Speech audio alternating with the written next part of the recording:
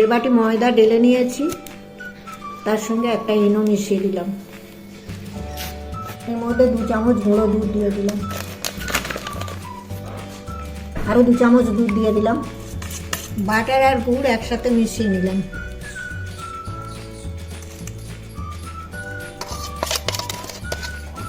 ময়দাটা এই বাটার আর গুড়ের মধ্যে দিয়ে দিচ্ছি, দিয়ে মিশিয়ে নিচ্ছি। 1/2 বাটির মতো টক দই ফেটিয়ে এতে দিয়ে দিলাম। 2 চামচ মতো সুজি দিয়ে দিলাম। অল্প একটু দুধ দিয়ে দিচ্ছি, দিয়ে একটু রেস্টে রাখবো সুজিটা ফোলার জন্য। দিয়ে ভালো করে ফেটিয়ে নেব। এবার এর মধ্যে মোরব্বা, টুটি ফুটি, কাজু, কিশমিশ দিয়ে দেবো।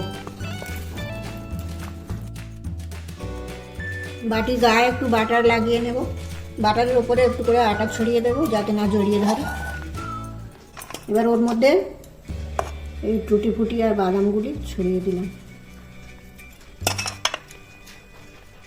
এবারে কেকের বাটিটা 180 ডিগ্রি সেন্টিগ্রেডে 45 মিনিটের জন্য বসিয়ে দিলাম ওটিজিতে।